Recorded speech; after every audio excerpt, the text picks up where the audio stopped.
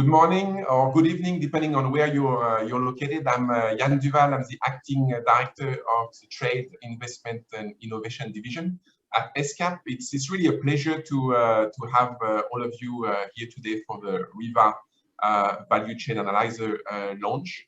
This is another of our online analytical tool we've been developing over the past few years, actually. So we're very happy to introduce it to you. This is a 1 hour and 30-minute event. We will start with opening remarks. Then we'll have a demonstration of the Value Chain Analyzer tool by my colleague Witada Anukunwataka, who's been leading some of the work in this area. And then we're very pleased to have also a panel session on supporting policy decision-making in an interconnected world, right? That will focus on future needs on policy research and maybe also how to use RIVA for that purpose. And then we'll have then a little bit of time for Q&A. So you're all very welcome as you listen to all the presentations and the discussion to actually ask questions. And there is in Zoom a special place, right, where you can click and put your question in. So please use that rather than the chat when you do this. Okay, so with no further ado, let's start with the opening remarks. And I'm very happy to introduce Ibu Armida Salsaya Al-Chabana, who is Under Secretary General of the UN and Executive Secretary of ESCAP, for a few remarks. Ibu Armida.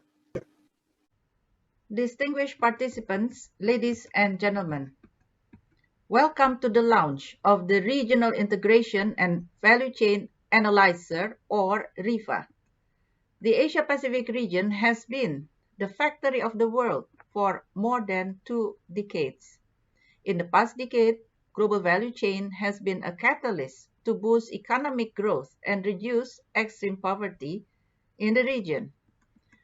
However, global value chain patterns need to be more fully understood and analyzed to ensure inclusive, resilient, and sustainable development. For example, more than 70% of global value chain participation is still concentrated in a handful of economies, mostly in East and Southeast Asia. These economies, less engaged in global value chains, miss economic growth opportunities, but they were also less affected by the global supply shocks caused by the COVID-19 pandemic during the first half of 2020. During this pandemic, global value chains enabled quick ramp-up of production of medical supplies, scale-up production and distribution of hundreds of millions of masks, personal protective equipment, and medicine that few countries alone could ever hope to produce domestically. Looking forward, governments need to better understand the impact of global value chains on climate change and their role in making environmental goods and services accessible and their associated policies. ESCAP is leveraging its existing partnership with the Asian Development Bank to develop RIVA. This new online tool is being developed to assist policymakers and analysts access, use, and correctly interpret available data on value-added trade in goods and services flows. RIVA's Value Chain Analyzer automates time-consuming data analysis tasks that were previously performed by experts with specialized trade and data management skills. Through RIVA, policy analysts from more than 72 economies can now easily generate insightful graphs and statistics on their contribution to or dependence on imports or exports of partners across 38 sectors. This first version of RIVA is expected to significantly enhance the evidence-based policymaking capacity of all our member states, while preparing governments to boost trade as a key means of implementation of the 2030 Agenda for Sustainable Development. In closing, I would like to express my sincere appreciation to all the partners who have made RIVA possible, especially the Forum for East Asia and Latin America Cooperation, or FELAC, the Economic Commission for Latin America and the Caribbean, or ECLAC, and the ADB. I congratulate all of you for this productive partnership and collaborative approach. I wish you a very successful launch event. Thank you very much.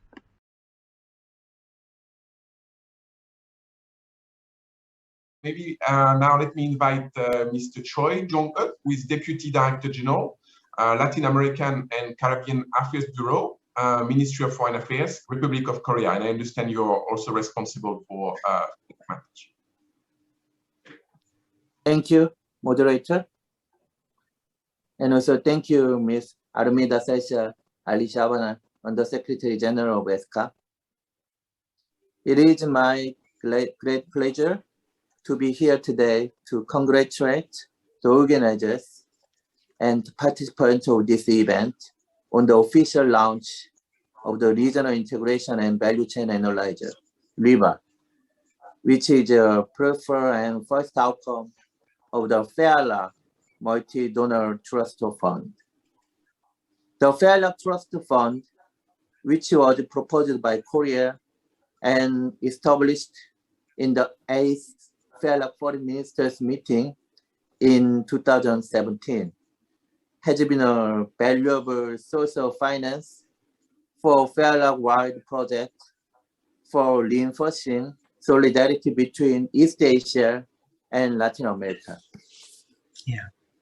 With a view to strengthening the institutional framework of FEALAC, Korea has been operating the FEALAC Cyber Secretariat over the past decade, and the creation of the FEALAC Trust Fund for the implementation of FEALAC-wide projects was part of Korea's additional effort to make concrete progress in raising the level of cooperation between the two regions. By far, Korea has contributed $3 million to the fund. Also, Korea has been holding the co-chairmanship of the steering committee for 2 consecutive terms and working to fulfill the objectives of the FEALAC Trust Fund. In order to tap into the potential for East Asia, Latin American cooperation and translate it into a tangible outcome, FEALAC member countries decided to invite ESCAP and ECLAC as the implementing bodies of the fund.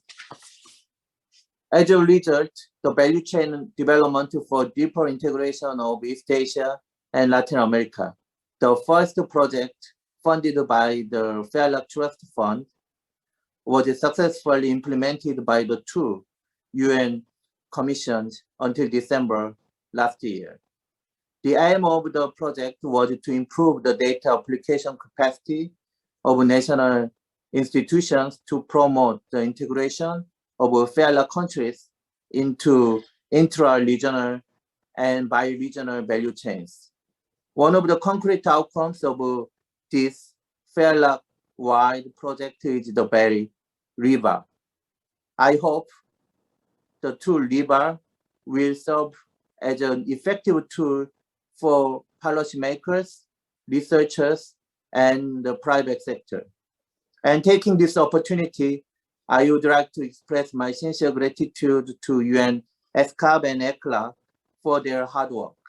I wish for sustainable management as well as constant development of the RIVA system going forward. As the largest donor of the FEALAC Trust Fund and the co-chair of the steering committee, Korea will provide continued support to ensure that the FEALAC Trust Fund will be allocated to meaningful FEALAC-wide projects in an appropriate way to promote interregional economic integration and solidarity among FEALAC members. Thank you. Thank you very much, Mr. Choi. And then we really appreciate the collaboration with FILAC that has enabled the development of RIVA. This is RIVA 1.0, as you mentioned. So it's really the beginning of a process. So we hope to continue. And I look forward to more collaboration with FILAC. As I understand, we're going to be working on e-commerce possibly in the coming months together. So thank you again. Let us move right away to I think what a lot of the people attending are waiting for, which is a demonstration of the value chain analyzer in RIVA. So let me invite my colleague, Mrs. Dr. Witada Anukunwataka from the Trade Policy and Facilitation section of ESCAP to make the presentation. I take this opportunity to really thank her for very hard work in this area, and not only her, but also the team behind it. We had Richard Lobo, who is behind the scene, and now I think going to work in Washington DC, if I understood properly, is actually has been a key player in development of RIVA. So thank you very much, Richard. I'm sure you're listening to this. Witada, the floor is yours. Good morning. My name is Witada Anukumutaka. I'm from ESCAP. Today, I'm very glad to introduce to you the Regional Integration and Value Chain Analyzer. It is our new platform built to support policymakers and policy analysts in doing evidence-based policy making. Today, what you will see is the first tool on the RIVA platform. Ladies and gentlemen, let's meet RIVA Value Chain Analyzer.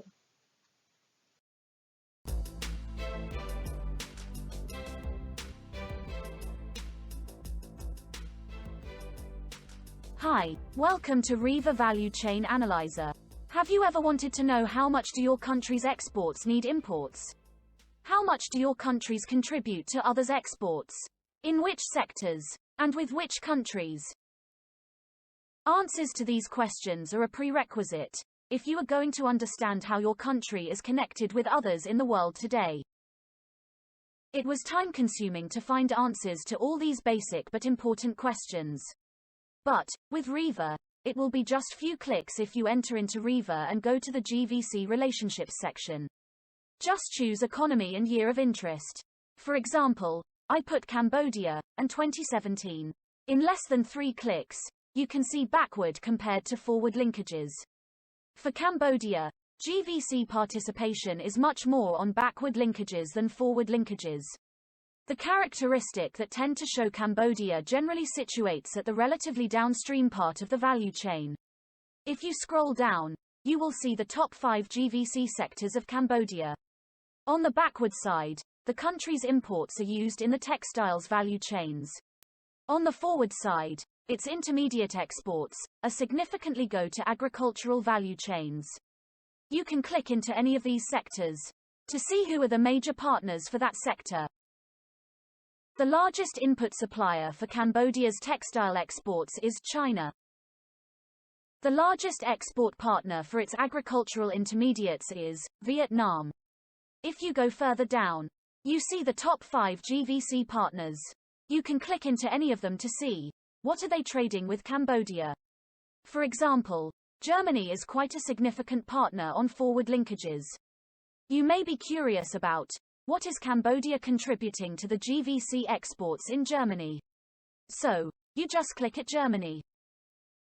You see the major contribution of Cambodia to Germany exports is predominantly about hotel and restaurant.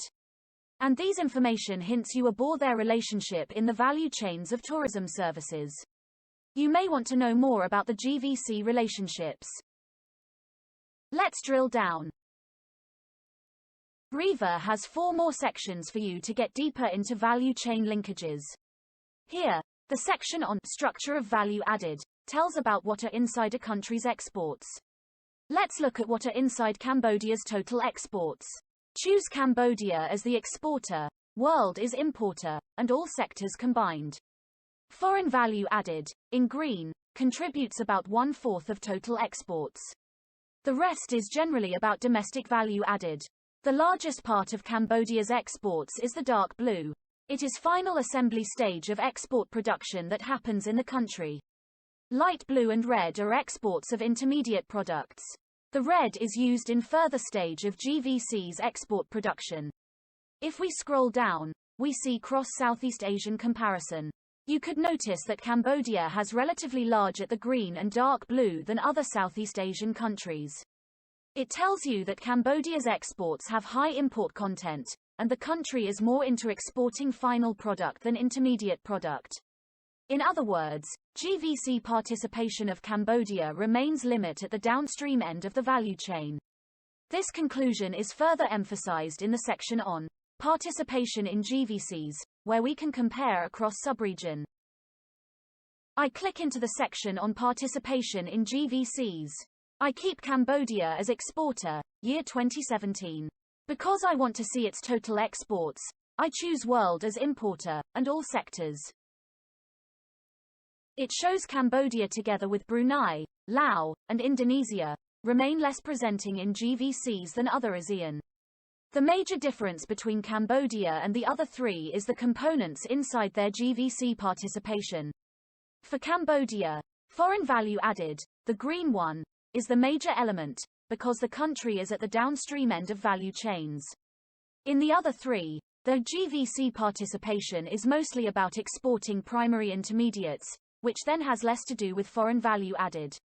In contrast, Vietnam and other large ASEAN countries integrate more into GVCs.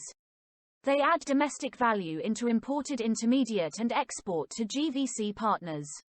These value-added exports may come back and forth to the country at different stages of production. Their GVC participation consists significant but balanced between foreign value added, in green, domestic value added, in red, and double counting, in purple, which reflects the repeated border crossing of those value added.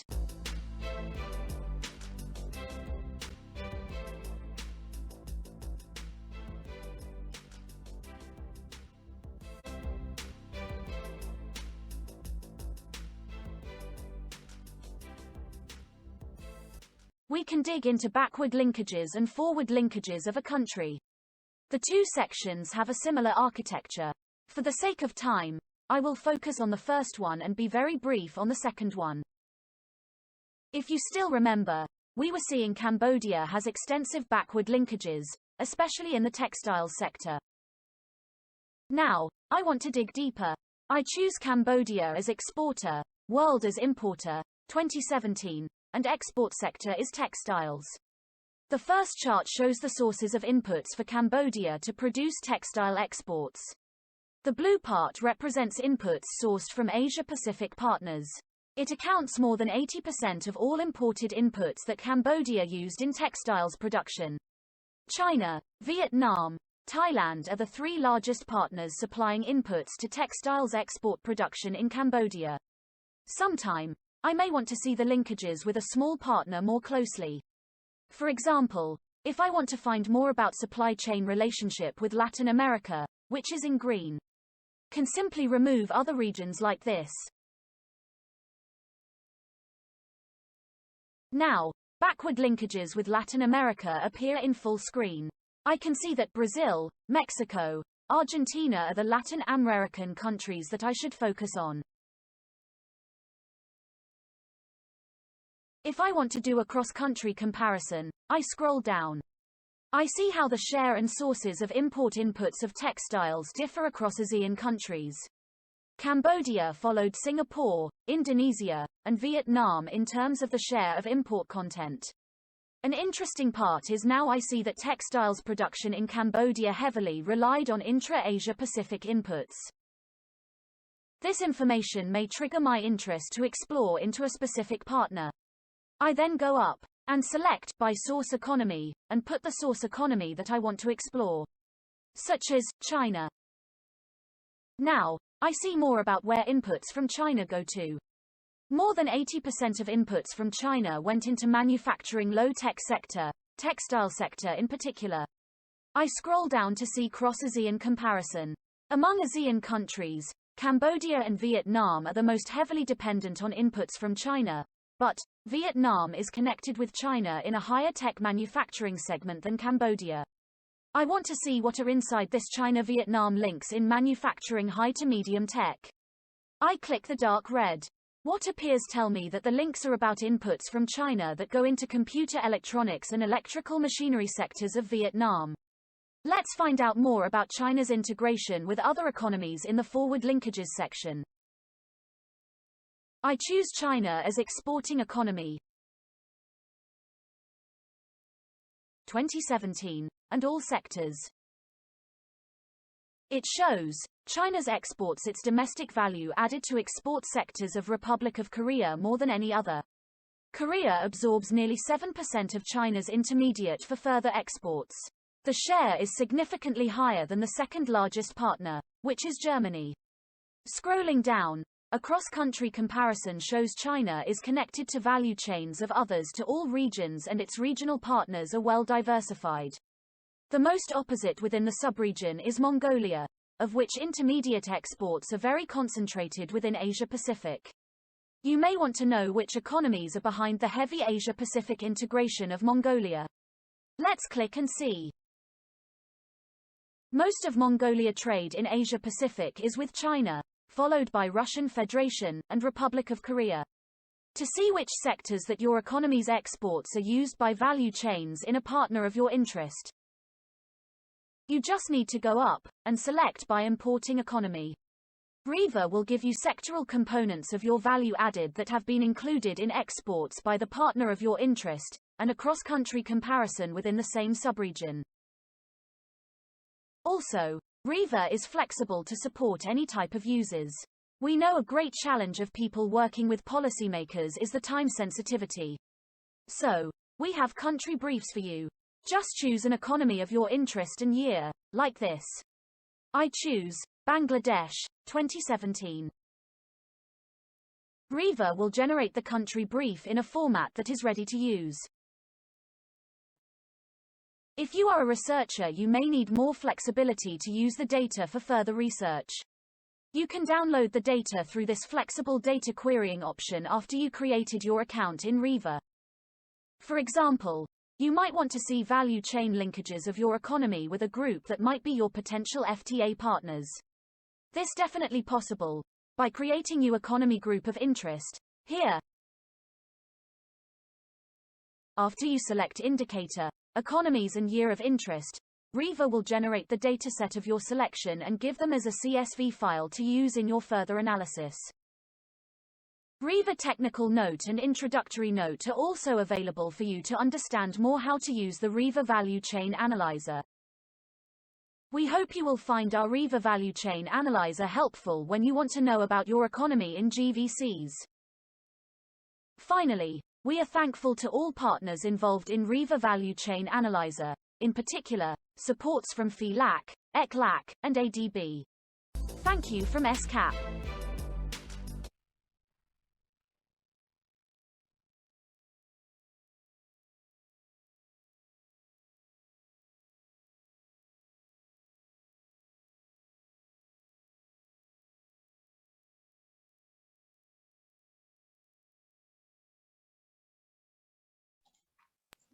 Okay, very good. So Witada, I'm assuming Witada does not want to show her face. Actually, she deserves for all of us to see her face. But so if you can put your video on, I don't know how whether you're dressed up, you can do it. So let's us move to the next part of the event, which is the panel session on supporting policy decision making in an interconnected world. And I'm very happy to to hand over the floor to Mia Mikic, actually. I think all of you know her very well. She's my former boss, right? Not too long ago. She has been ArtNet coordinator for a very long time. And obviously she was there when we started development of RIVA, right? So she had a role to play in this area.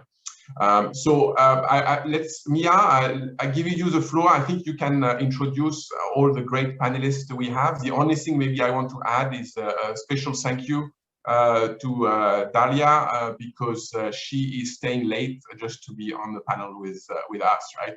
And all of the other panelists, I think more or less are in doing their work time, right? So appreciation. Mia. You have the floor. Thank you very much, Jan, for this wonderful introduction and for the opportunity to actually come back with the team to celebrate this great achievement. So I have to start with congratulations to Vitada, yourself, Jan, and Richard, and the other members of the team for producing this this wonderful product, this wonderful tool. I mean, the timing and the usefulness, the utility of the product couldn't come at the better time. We are all sort of very much living, breathing, dreaming, and having nightmares about GVCs. I think this debate about the status of globalization and its main vehicle, the GVCs, has started definitely before the pandemic. But the pandemic has opened some of the sore spots, some of the pain points of this great process that has brought many benefits to all of us. And through these, we have, the whole thinking about GVCs has gained some new urgency, has been put on a priority list of many governments and other actors in the international economy, including international organizations. But unfortunately, the debate and the questions that are being raised about this now include quite a few of a non-trade related, more of the geopolitical, strategic competition issues, which we are not going to be going into today. What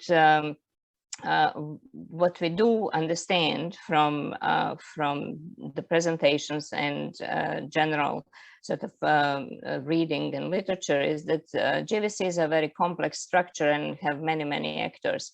We also understand that the ultimate decisions about GVCs will lay with the firms, with the investors, with the multinational enterprises, but they don't make these decisions about internalization, location, investment, employment, sectoral orientation in a vacuum. They make it in a policy context, and it is the governments and the policymakers that create this context. So our session now is really aiming to drill more into what governments actually need in this process of making a well-informed, well-advised decisions on how to actually create environment for then markets and business sector to operate efficiently and with the ultimate, of course, goal to deliver the results of higher welfare that are aligned with sustainable development to all. And to do this task, we have a great group of people with us. We couldn't have put together better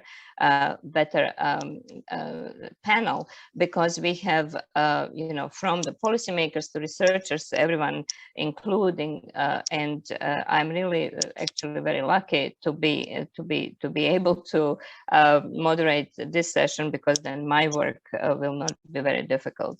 So let me, because we have shared a very detailed introduction for all the panelists, and in order to utilize the time best, let me just very quickly give the latest affiliation for all of the panelists, and then turn to some of the questions. So of course, we are very grateful to Excellency Kamrat Tekret, who is the Secretary of State, Ministry of Commerce of the Kingdom of Cambodia, to be with us, to Ms. Daria Taglioni, as Jan said, very good evening, very good late night, who is the Research Manager, Trade and International Integration in the Development Research Group of the World Bank, to Ms. Elaine Tan, who is advisor at the Office of the chief economist and the director general and head of statistics and data innovation unit of the economic research and regional integration department of the ADB.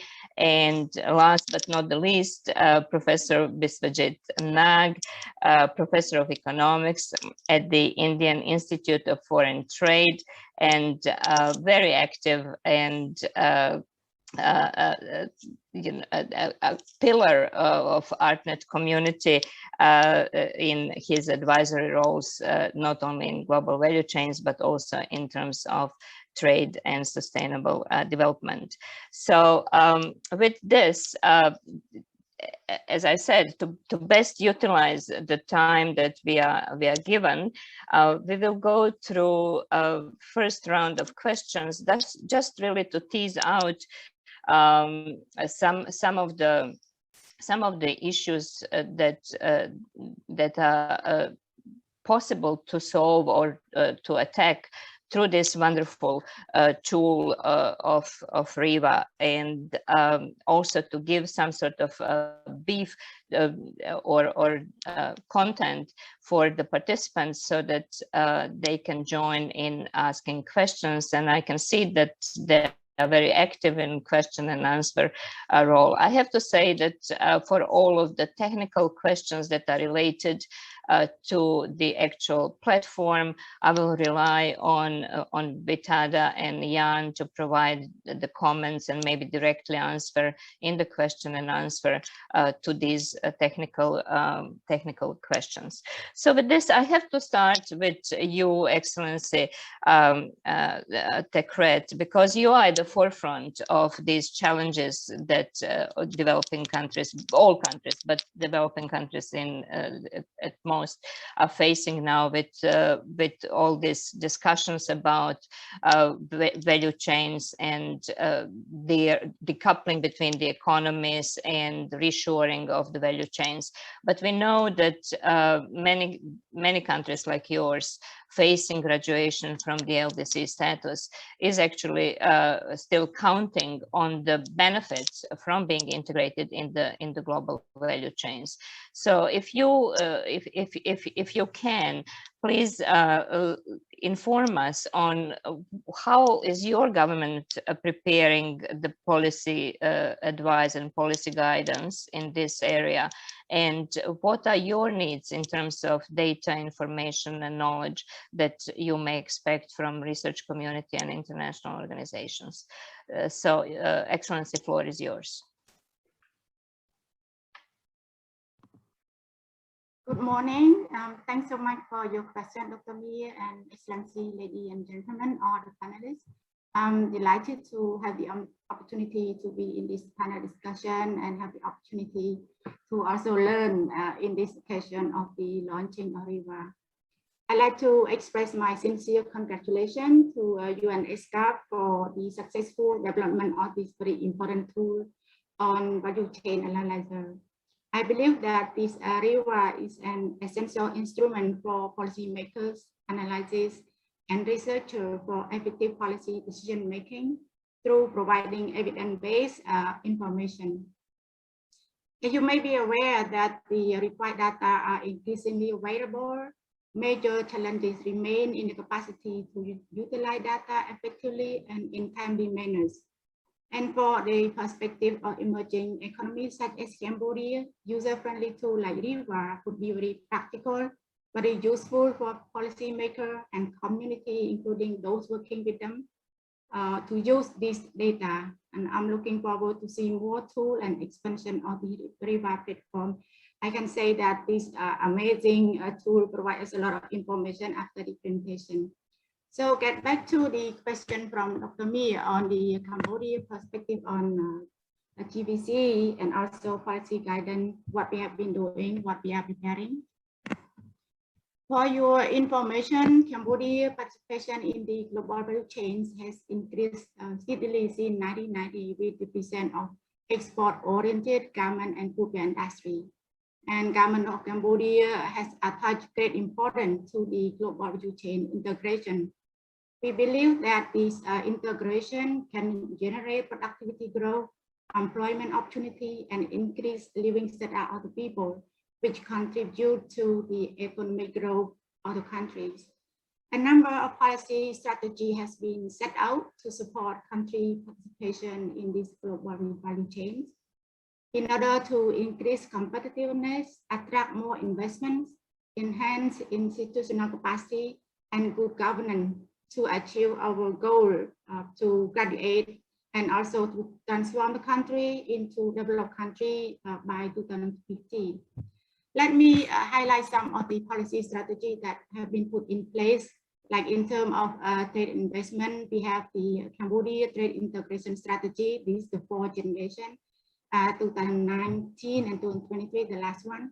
We have the investment law. We have the strategy on export, textile and footwear and bags, logistics and trade facilitation, strategy on industrial development policy, skill development, and so on.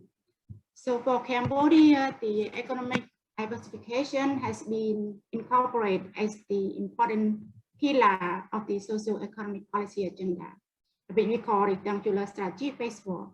And this is intended to expand exports and add more value added to the current economic activity.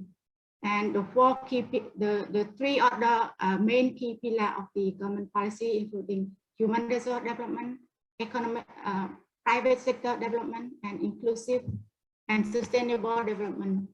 Some key sectors have been prioritized in these national development plans, namely garment and footwear, light industry, electronic, agriculture commodities, ITC, and other support industry.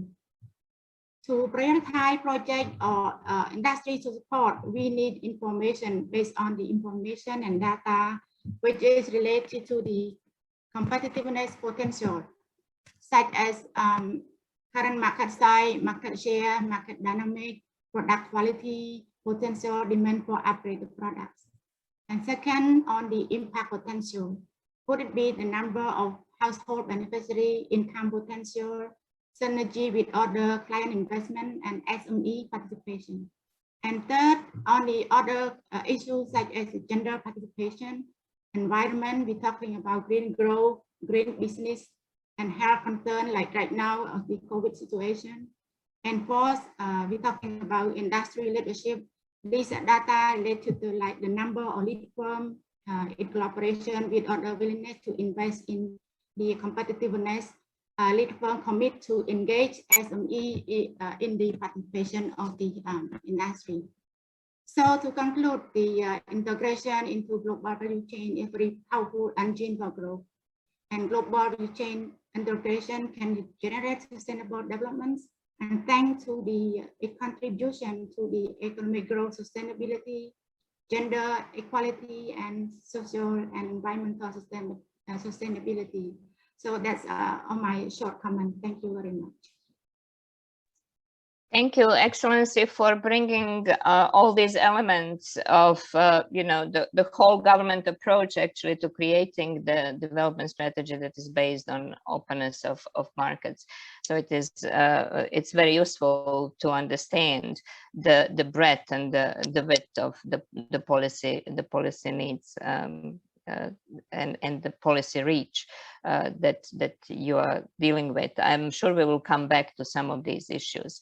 But let me now turn to Daria. Daria, because you have led so much of the research for the World Bank in this area, and I'm sure that you continuously receive requests from various governments, if not other entities, to advise them with respect of what is the direction of GVCs, and what do we need to know to actually understand how the reorganization of GVCs might be going, and is it important for the developing countries like Cambodia or similar to actually worry about these factors, and how we can help them actually to bridge that uncertainty in understanding where is the whole system going.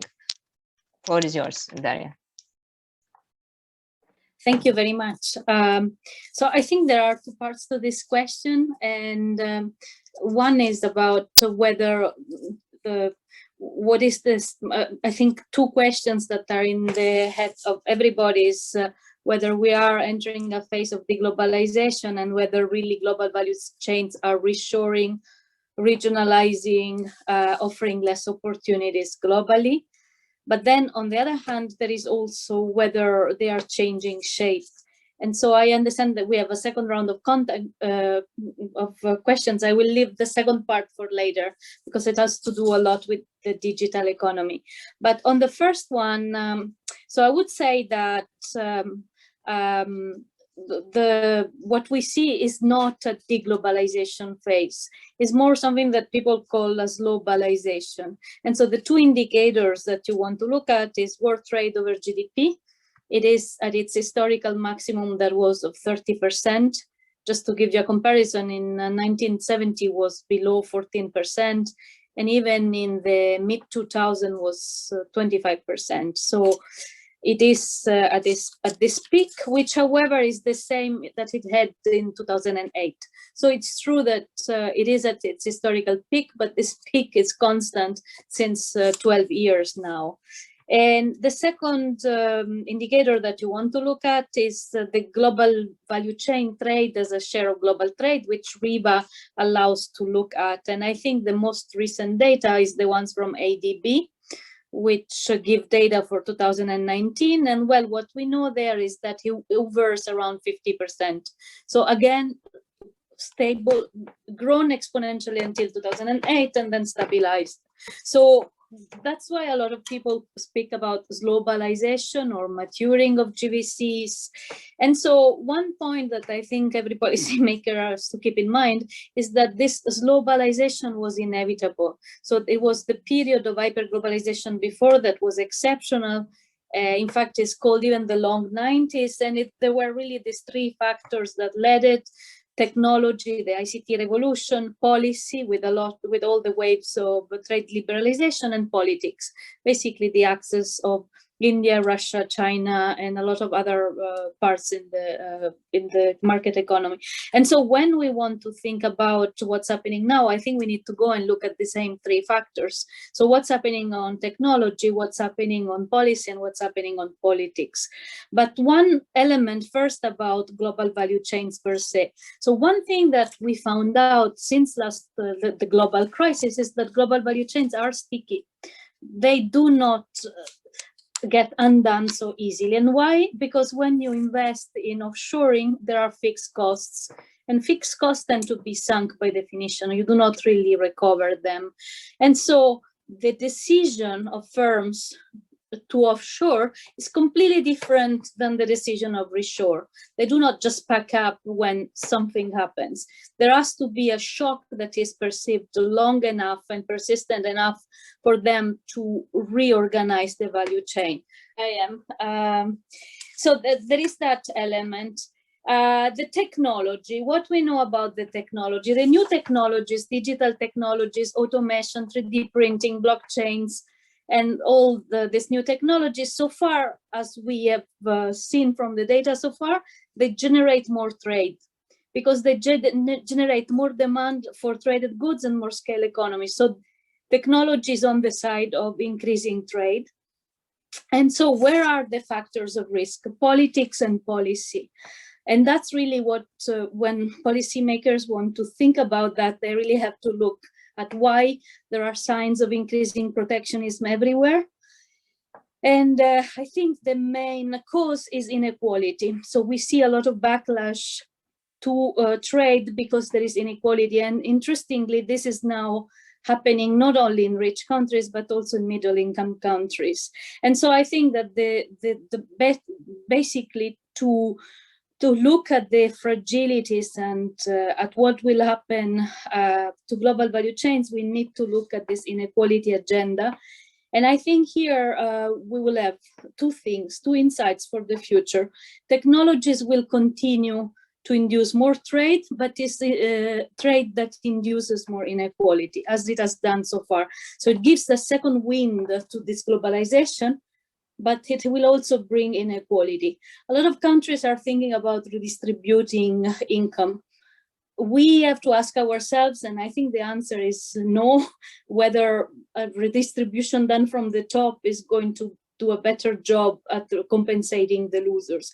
I think the answer is no, because it's very difficult to predict and anticipate who the losers are and to respond effectively without generating big debt problems. And so that's something that we need to worry.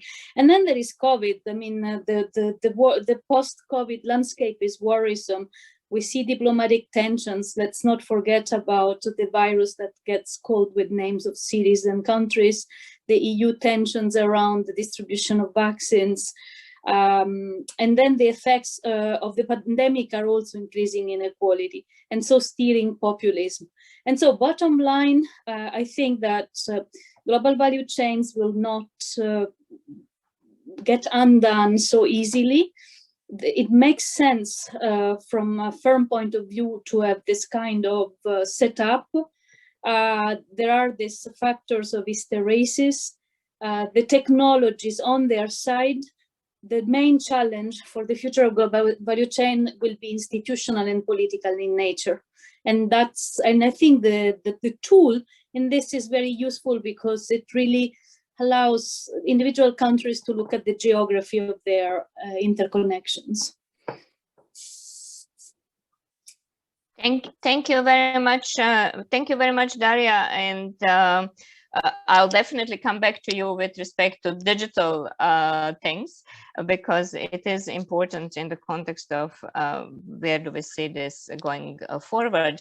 But you did add to what Excellency was talking about, and I would like to use that to turn to Elaine now. So Elaine, what we heard is that in building GVCs or the open economies, incorporating GVCs, we will need to take into account inclusive, green, and other elements, right? And my question to you now is, since in understanding what is going on in the context of GVCs, we use lots of ADB, multi-regional input-output tables. How is ADB looking at upgrading and hopefully expanding the information that can be integrated in those platforms to allow this more, like fine-tuning that the governments will need to have at their fingertips. So, Elaine, the floor is yours. Thank you, Mia. Let me start by congratulating everyone involved in the launch of RIVA. I think it's been a great tool to use. I think it lowers the barriers to entry for a lot of policy analysts and civil servants trying to figure out what are the next steps in trade and industry policy that the countries can develop. And also this RIVA is based on the Asian Development Bank's multi-regional IO database. And this database has been several years in the making. It's led by a team, it is a team led by Joseph Marasimha. Many of you know him. And that is a project that we have great support for, and we will hope to expand to include more countries and sectors, which I will talk more about later.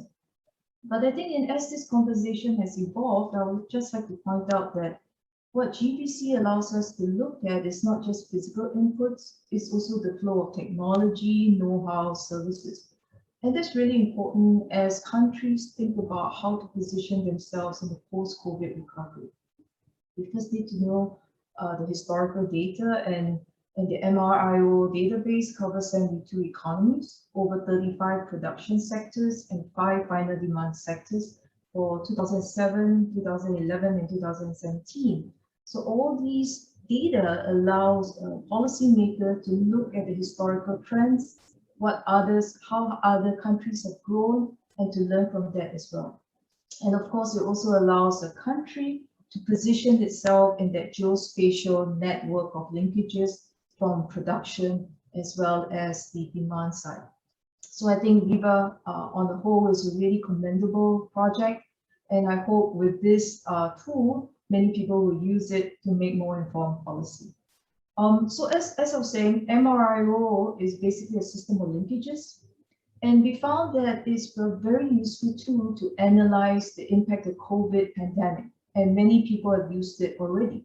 So for example, the ADB and the ILO have used the MRIO datasets to estimate the impact of COVID pandemic on youth unemployment. So in just 13 countries in Asia Pacific, we know we can use that tool to find out that young people lose the equivalent of 10 to 15 million jobs in 2020. So facts like these, quantification like these would be really useful for policymakers. And we don't just use the MRIO database, we can also integrate it with other data sources, for example, survey records, LFS, labor force surveys, and so on. So we can think of this as a great set of data which can be linked to many others to derive insights. And of course, COVID pandemic, we have seen lots of lockdowns in some parts of the world. And of course, one important question for policymakers is, how do lockdowns in one part of the world affect my country? And this is where GBCs, again, analyses using GBCs and MRIO datasets can really help you derive what will be the impact ahead of time. Because all these are structural linkages, and with a shock in one area, that will be useful to derive scenarios for policy planning and so on. And let me talk about, as Mia asked, let me talk about our future plans. As you know, MRIO is a data set of 72 economies. Of course, the more economies we add, the greater its use, simply because then a country can look at a bigger span of countries that they work with and trade with. So we do have plans over the next 2 years to include up to 7 countries. And I think in the chat box, a gentleman asked about New Zealand. That is one of the countries we hope to include in the next update where we develop the 2020 MRIO database. And that's in a medium-term plan, I should say. And we also hope to account for the digital economy that Daria talked about by having more production sectors that cover the digital industries. And for to blurb my upcoming our upcoming major publication, we will be releasing a KI key indicator supplement at the end of August on measuring digital economy. And in order to do that, what we have done is, instead of the 35 production sectors in the current data set, the team has included 3 other digital sectors in order to estimate the size of the digital economy. So we hope to go down that route, simply because as more and more countries digitize, we will need to understand how that is linked to the rest of the economy within the structure, and hopefully to the rest of the world as well. And one other extension we hope to do is, of course, to think about MRIOs in constant terms. Right now, they are in current prices, but we need to think about them in constant prices. And this is something the team is working on. We're hoping to use the double deflation method using sector-specific gross value-added deflators. But the idea is we will be able to compare better from year to year in constant terms. And that, I think, will be really useful for policymakers. I will stop here now, but we do have plans to look more into digitalization, what it means for inter-country linkages, and therefore what kinds of data we need to add into our multi-regional IO tables. Thank you. Thank you, Elaine. I certainly hope that all these plans will be materialized, because that would definitely allow probing into many more questions that need to be asked with respect to putting these GVCs as instruments of sustainable development, as mentioned. Biswajit, if I may turn to you now, because you have worked to both with governments and with industry in the context of their development of GVCs, and in larger participation of developing countries, African and Asian, in utilizing GVC's route. So I have two-part question again.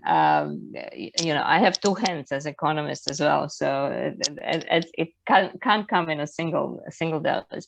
So one thing is really, when you work with the governments, do you think that governments actually understand the complexity of these issues, and do they get how far their guidance can go? And, you know, tying back to what Daria was talking about, how the certain politics or emotional approach can actually be an obstacle to developments, and what can researchers then do to steer the governments in a right direction? And the second part of the question then is, how do we help researchers in the developing countries in particular to be able to produce this corrective for the government's sometimes enthusiastic thinking, but not really lodged in the evidence? Thank you. Viswajit, floor is yours. Thanks, Mia. And I think, and I must congratulate the team as well as the sponsor, and thanks to Ian also. Nice to see you at least virtually, because we are not meeting for a long time now. I think, you know, you have raised a very, very serious question in this particular things. And this is not just related to RIVA as a database, but this is generally a kind of a connect between the trio, which is researchers, industry, and government. Okay. So what we have understood that, you know, government is always open to the research outcome, but sometimes they would like to connect it to other policies, right? So government is looking for evidences, and industry provides those evidences. But the role of research is to provide insights, and particularly sometimes what we require is some kind of a simulated results for unprecedented things like COVID. Okay, that what would happen if there are some kind of problems in the supply chain, then what will be our second alternatives and kind of things. The government is always having a larger question, and industry is not just the one stakeholder, but the citizens and the population, or maybe the development in general, is the larger question. So what I have realized that industry provides the evidences from their perspective, right? And government needs to understand those perspectives from a broader canvas, what I say. For example, linking GVC issues with other aspects of SDG like labor rights, you know, development of SMEs, and also a kind of creating the other channels for skill development. Let me give you an example.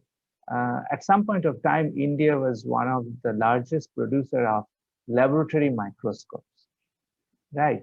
But I visited those places a few years back, and then I understood that the world has moved in a different direction, because now there are all digital microscopes, and that part these companies are actually missing. So they are not able to connect themselves with the suppliers, or what you can say backward linkages are not happening, and that's why they are not able to move forward. They have wonderful capabilities for creating the final good, but somehow the supply side is missing. But at the same time, what we require is the skill, and upskilling of the workers are very, very significant thing in case of GVC, especially for continuous value additions or moving up the value chain, what we'd like to highlight here. So simulated scenarios are very, very important for any countries who would like to play a critical role in global value chain or trade-driven development process. That what will be the situations in 5 years or 10 years, and researchers actually can play that important.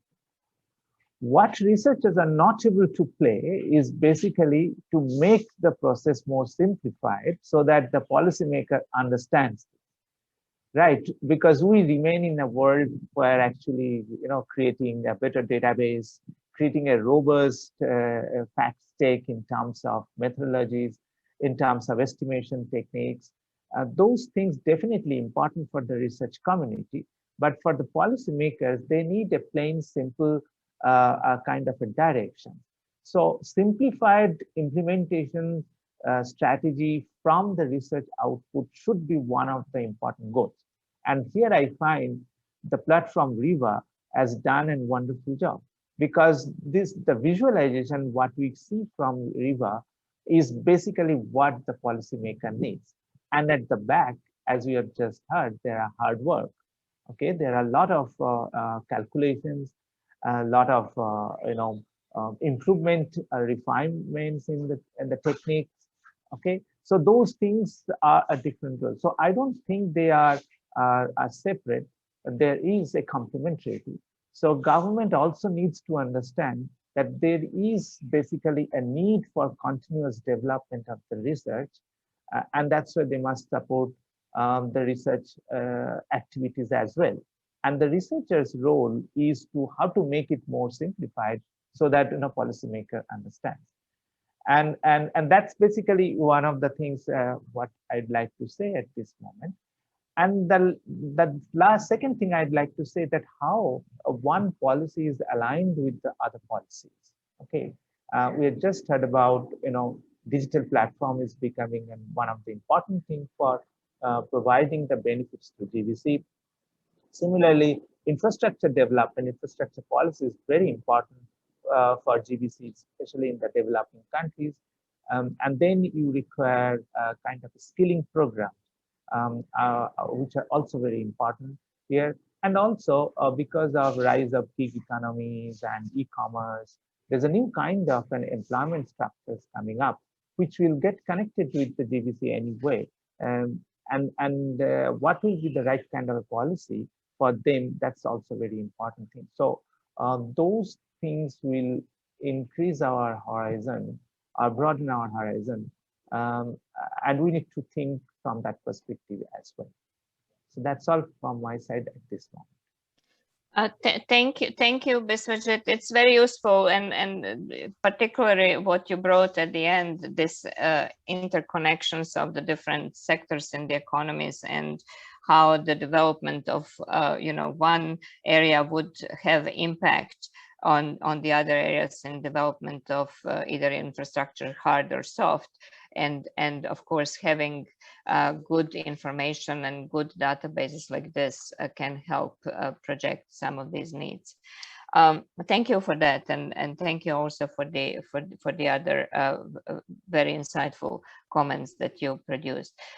Daria, if I can go back to you now on that digital element that was mentioned in the discussion so far.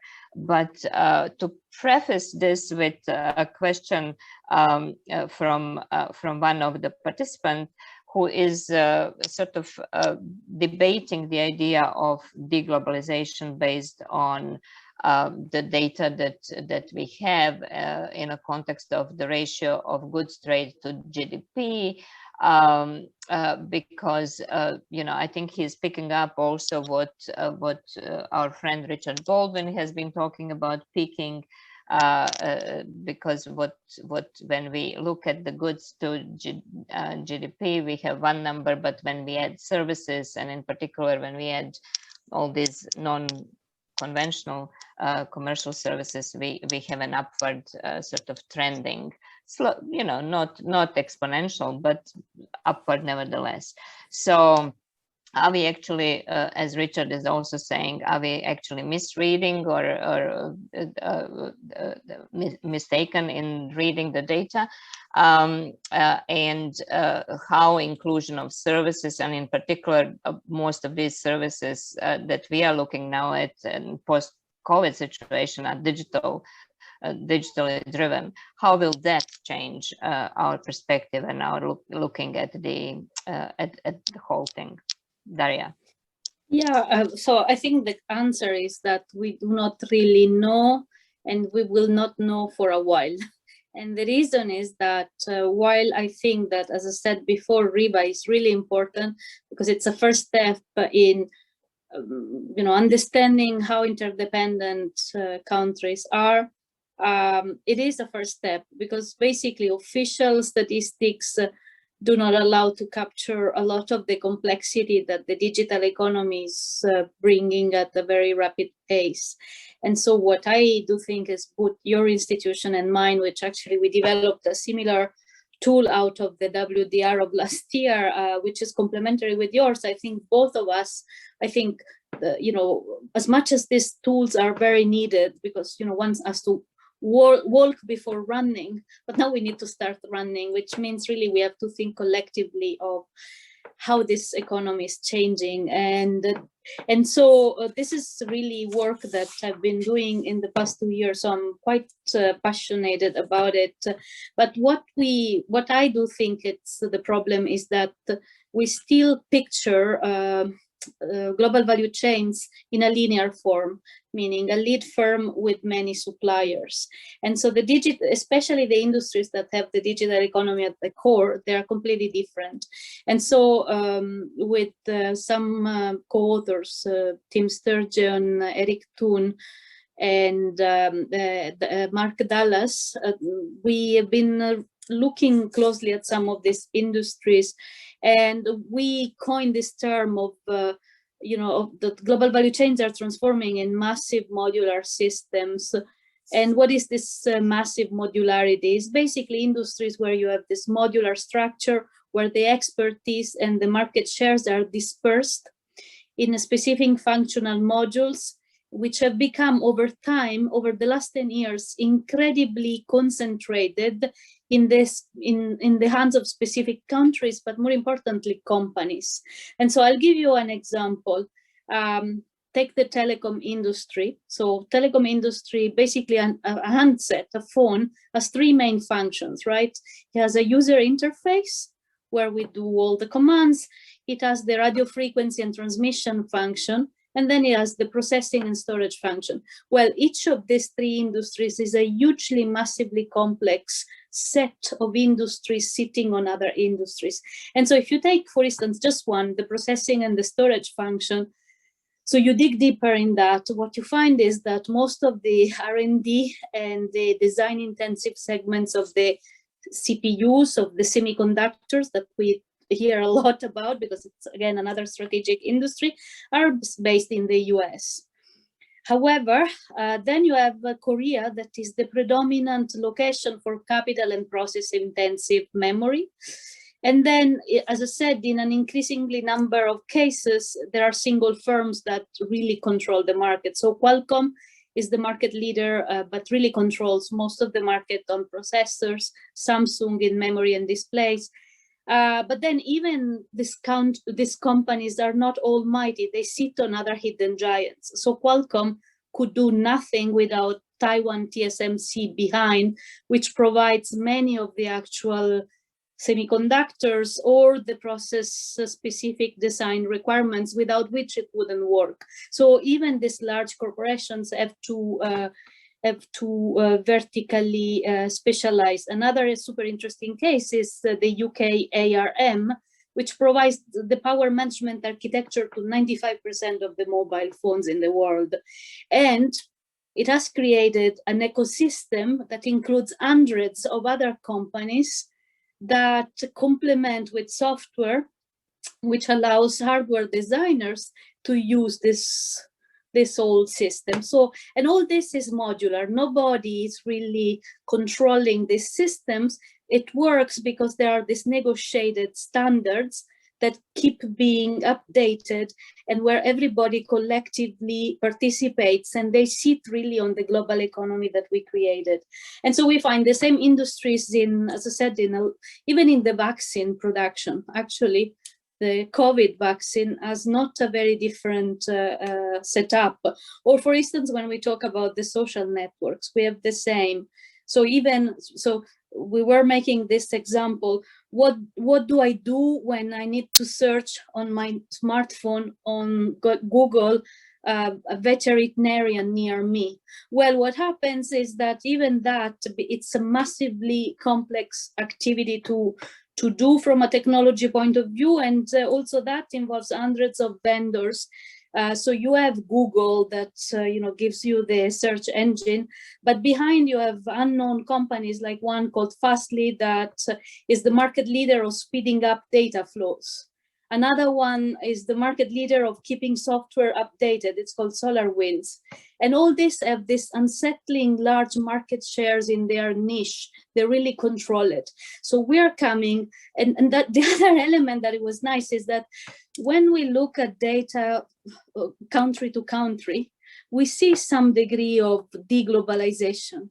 But when we look at the firm level, we see that actually the companies, that this deglobalization is driven from the fact that hundreds of companies that were just barely globalized went out of the market, and the survivors are only these companies that are very big and very interconnected with the rest of the world. So I agree with Richard, which actually was my PhD supervisor. So I guess maybe we agree because I studied with him, but I do agree that we have a problem of having to measure all this.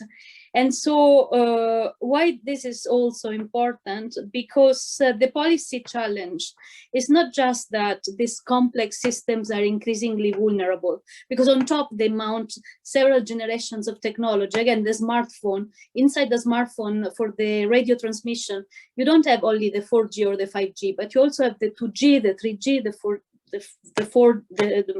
all the standards, and that creates a lot of doorways. So the problems of cybersecurity is just one piece, but so you have all that system, and you have these vulnerabilities.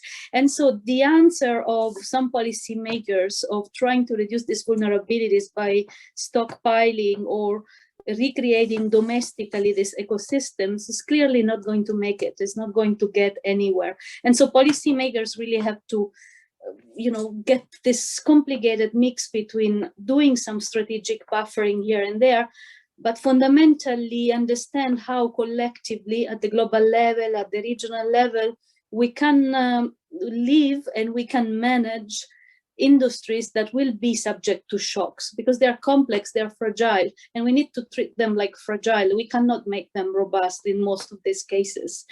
And that's why I think that these tools like RIVA or ours are a first step. But what we then need is urgently to bring really a lot of this engineering expertise when we characterize these things and produce this data. And then we really invest in putting together data where we have, yes, gross and value added trade, but also investment flows, IPR, and asset ownership. And I do think that this is like top priority for all of us in international organizations. Yeah. Thanks. Thank you very much. Thank you very much, Daria. At one point, I was getting really worried because it seemed like we can't do anything because everything is in the private hand, in the hands of the private sector, right? And so whatever information we succeed in building, it's always behind the curve. Because just wanted to know whether you want to add anything on what you were saying with respect to the ADB expanding the information and the data that are useful for the digital economy development in the member countries? Yes, besides our plans to measure the digitization and the efforts of the team will also be included, will also include trying to look at satellite accounts in the environment, as well as in tourism, as well as in the digital realm.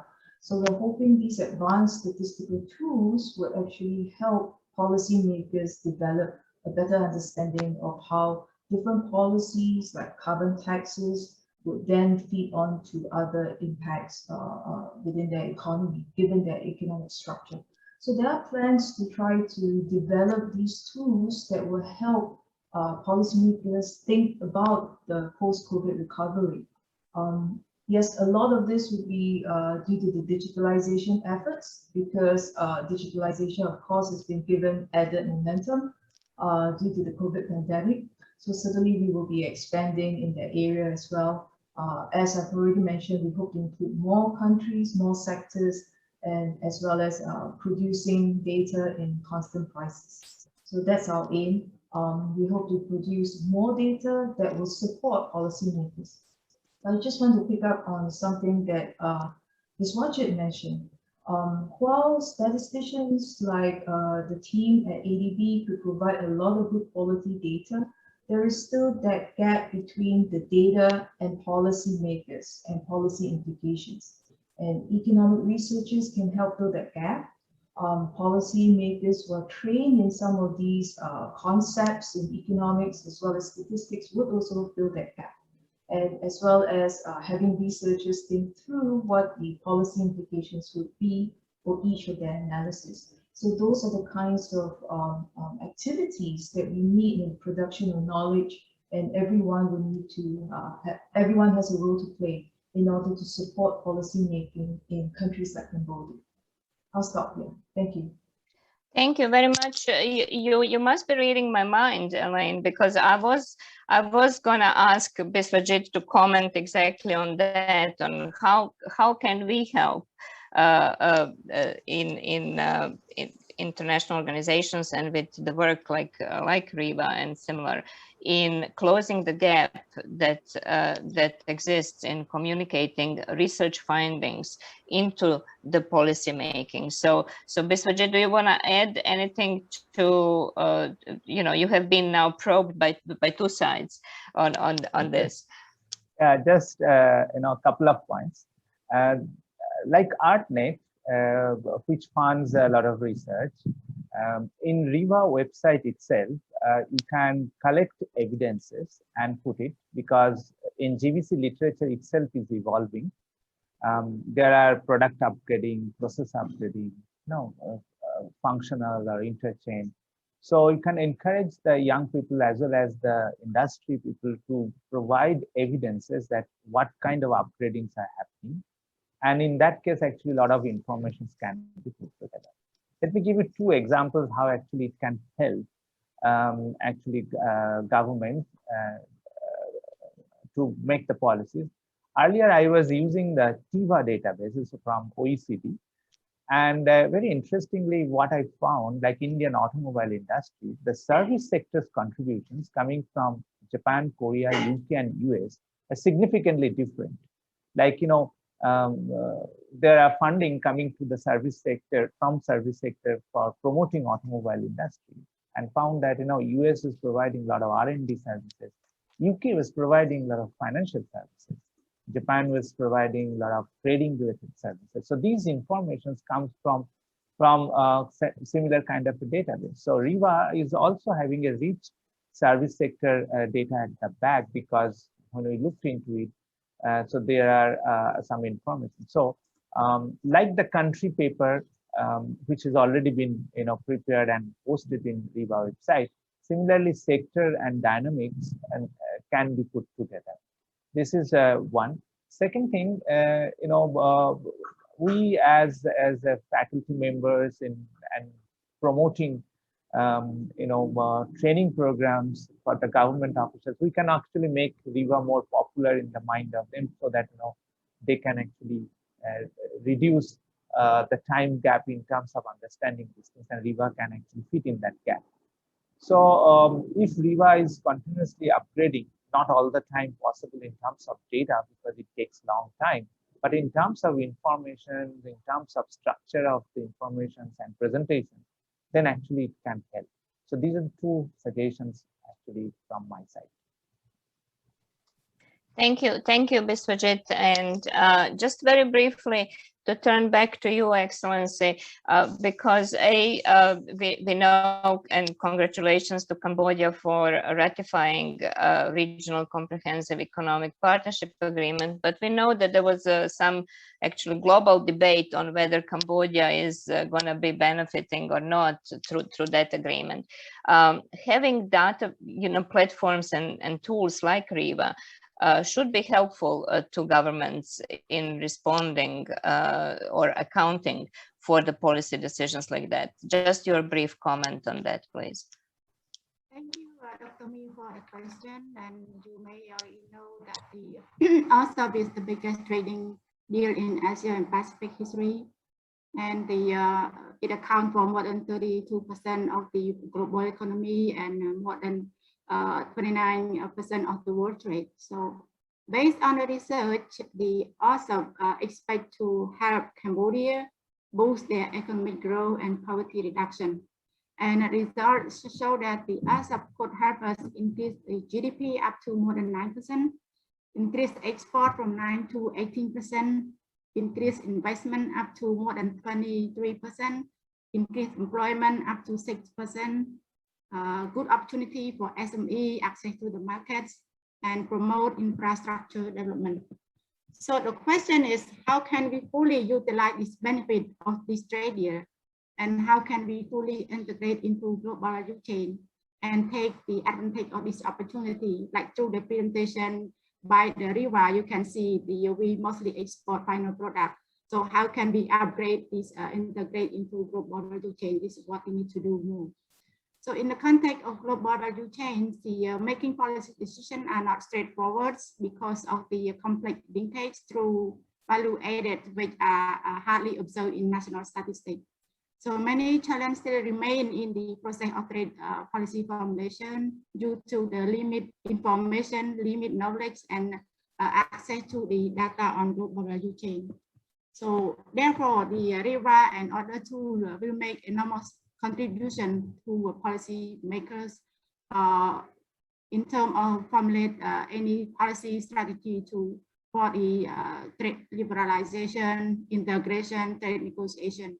Because of the four main reasons.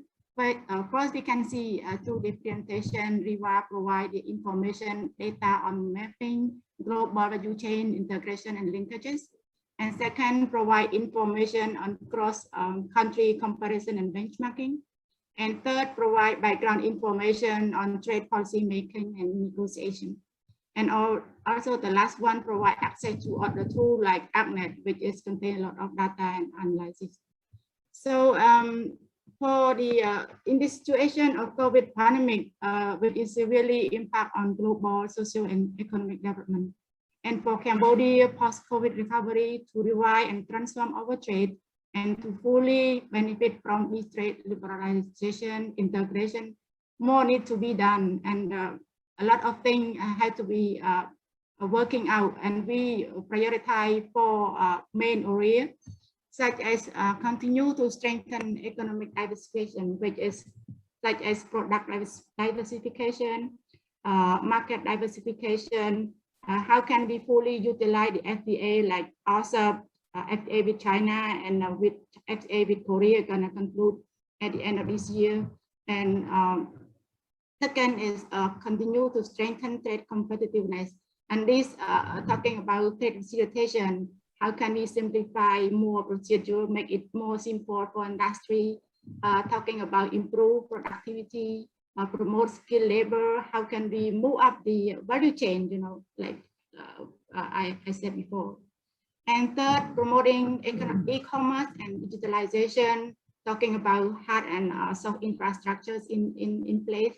And fourth, strengthening, continue to strengthen legal and institutional framework. This is very important. In place, we already are working on trade competition law, commercial contract, and food safety law, and digital trade. So all these priority could be achieved through collective effort. And we've been working long time with UN ESCAP. You've been support several ministries for the development of Cambodia, and we hope that UN ESCAP still continue to support us in our journey to graduation for the sustainable growth and prosperity of our people. Thank you, Dr. Mi. Thank you. Thank you, Your Excellency, for that. RCEP has been hailed as one of the regional agreements that will allow deepening of the regional value chains, and so definitely having an instrument like RIVA will be helpful in looking where upgrading might be possible through this comparison with over time and with other countries. But building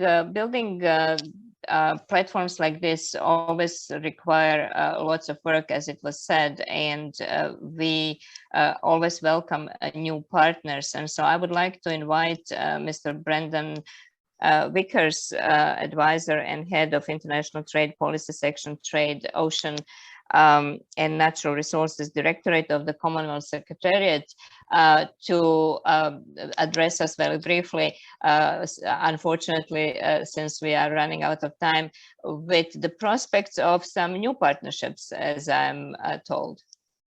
Mr. Brendan Vickers, floor is yours. Thank you. Good morning, Mia. Good morning and warm greetings from the Commonwealth Secretariat in London. It's great to see so many familiar faces, old friends and colleagues here today. So let me start by congratulating ESCAP, particularly Jan and his team, for developing this wonderful tool.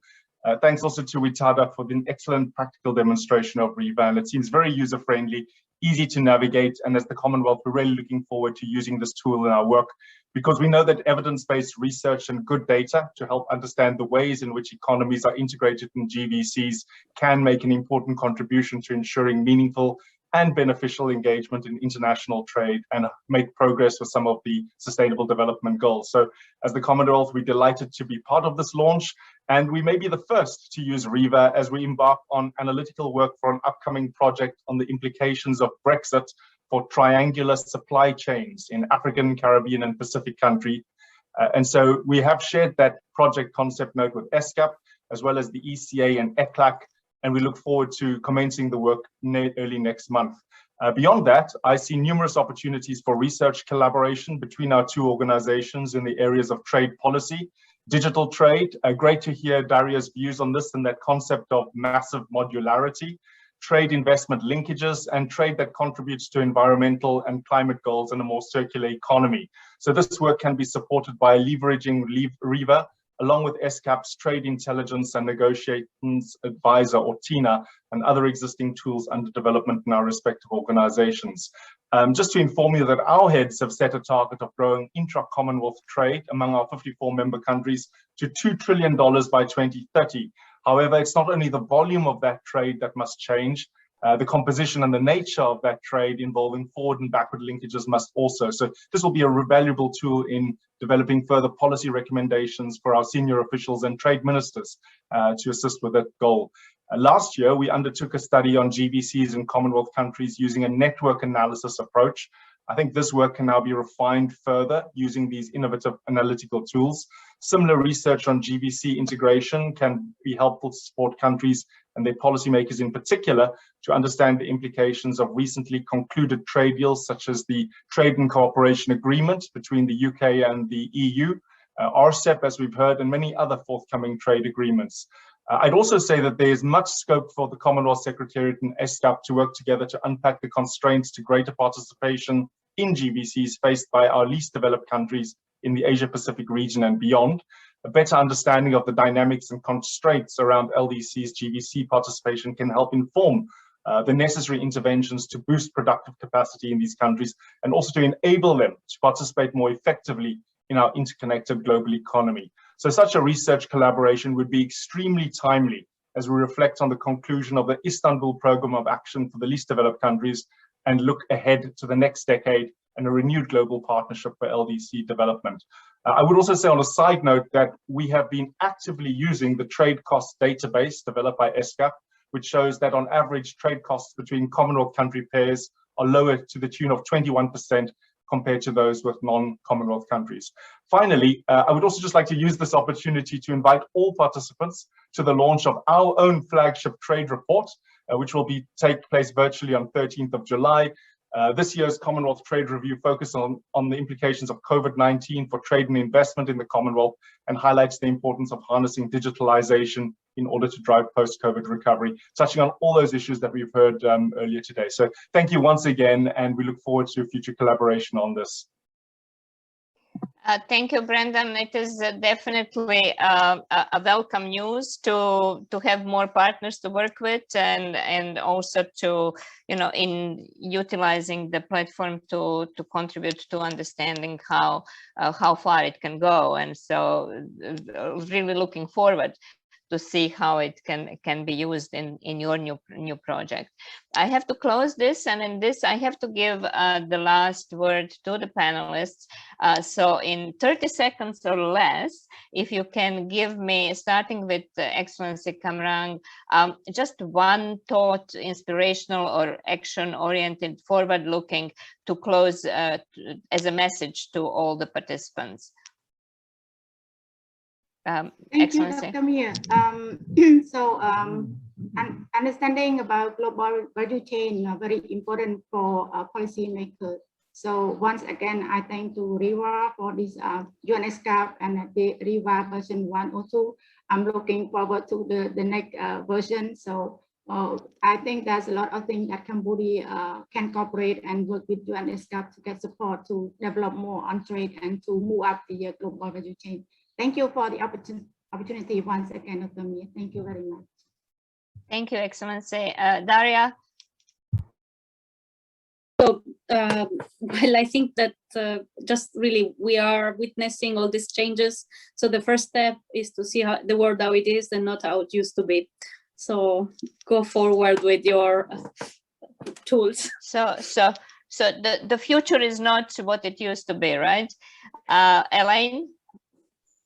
Thank you, Mia. I just want to say that the data is good, the data is trusted, the data will continually be refined. So policymakers, please make use of this great tool and the data at the line. Thank you. Excellent, excellent. And last but not the least, Biswajit, your 30 seconds word. First of all, it's a great work, and second thing, I'd like to encourage the participants, many of them maybe policymakers and researchers, use this data extensively, and you can bring up new case studies, new kinds of value chains which will be emerging in Asia Pacific, because as just mentioned by Daria, the future is uncertain, so things will be different. So how different it is coming up, let's see. Excellent. Thank you so very much. I cannot thank you more, and also to participants. Thank you for all the questions. We tried to keep up with those answering directly with the very technical one and related to our partners. We will come back to you and answer those questions as well. It remains to me to really hand over this to Jan and Jose, who will be adding some comments and closing the event. So thank you very much for the opportunity, and I really enjoyed our conversation. Jan? Thank you, Mia. You made all the panelists work very hard until the last second, right? I could see, right? So that's very good, but everything was very interesting. So Mia, thank you. Excellency Kamrang, thank you. Daria, Elaine, Biswajit. Big thanks, right? So I think what for closing remarks, Jose is there and ready. So Jose, you have the floor. Okay. Good morning from Santiago de Chile. It's a great honor for me to be able to say a few words to you at the end of the RIVA demonstration. With great interest, I have watched the demonstration on how to use the tool online. I am convinced that this is extremely useful for public good for Asian and also for Latin American countries. Let me emphasize that the development of RIVA has been not only a multi-year, but also a joint effort. The RIVA Value Chain Analyzer has been developed in cooperation by ESCAP, ECLAC, and the Asian Development Bank. Several working groups in several countries in Latin America and Asia Pacific have been involved. Thanks to this collaborative effort, we all are now very satisfied with the results. it's really contribute to close the gap between policymaker and trade data and enlighten policy. I would also like to take this opportunity to thank the financial support of the Multi-Trust Cooperation Fund of the Economic Forum of East Asia Pacific and Latin American, FIALAC. Special thanks to Witada from ESCAP and Joseph from the Asian Development Bank. My gratitude is not limited to them, but I also highly value and appreciate the great effort made by their entire teams and colleagues. We put in a lot of effort to make this possible. Thank you all. You have all made a very important contribution here.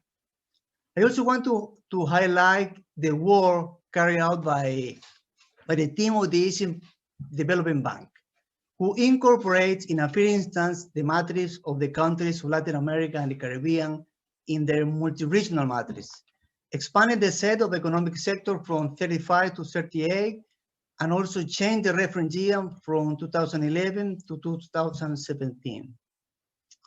The tool presented today allows to trace down the value added of both regions, and it can identify the productive integration relationship between Latin America and Asia Pacific countries, not only the destination of the extra value added, as well as the intensity of the import value added is very useful for design public policy, based on empirical analysis, as well as for the assessment of developing strategies in which productive complementarities are of great importance. As we all know, the COVID-19 pandemic has disrupted many value chains in Latin America and the Caribbean, in Asia Pacific, and around the world. In this regard, value chain analysis offers a broad range of diagnoses. For example, by identifying which economic sector that have been hit hard by the crisis. Such analysis can support the development of sustainable and effective measures for post-pandemic recovery, looking into the sector with more linkage among countries in Latin America and also in Asia Pacific. Let me underline that the tool presented today representing the culmination of a joint effort, but at the same time, it is the beginning of a very close and mutually benefiting cooperation in many fields, academically, in trade negotiation, as well as the design of public policy with a rank of complementarity areas, such as trade facilitation, impact evaluation studies, as well as analysis on the link between trade and employment and sustainable development. Let me say some more about the future steps and challenges of our initiative. At ECLAC, we do not only hope to continue collaborating and working on updating this tool, but we would like to see it expanding and growing, including, for example, constant price, has Elaine pointed out, including new countries. We hope to further improve the tool by advancing in the field of export by employment, for instance, the analysis of the net of economic firms linked to trade, especially regarding small and medium-sized companies, as well as the content of emissions incorporates in trade and production. Among the challenges ahead, it's also the inclusion of further countries. In this respect, we strive to improve the coverage of RIVA by including data from countries in the Caribbean and maybe Africa and a small island from Asia Pacific, which is scarce and difficult to obtain, as Brandon pointed out recently. Still, we are very optimistic to be able to advance here as it is in the interest of all of us to improve RIVA. Coming to the end of my talk, I want to repeat my congratulations to all the official institutions, central banks, statistical institutes in Latin America and also in Asia Pacific countries, and consultants who made it possible to introduce such a powerful tool. Thank you very much. Jan. Okay, thank you very much, Jose. I mean, collaboration with you has been wonderful, and we look forward for this to continue. Right? I think we're really out of time, so I don't want to spend too much time.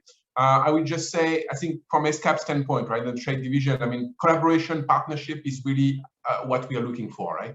So trade is becoming more complicated, more digital. We need to work together to understand it better.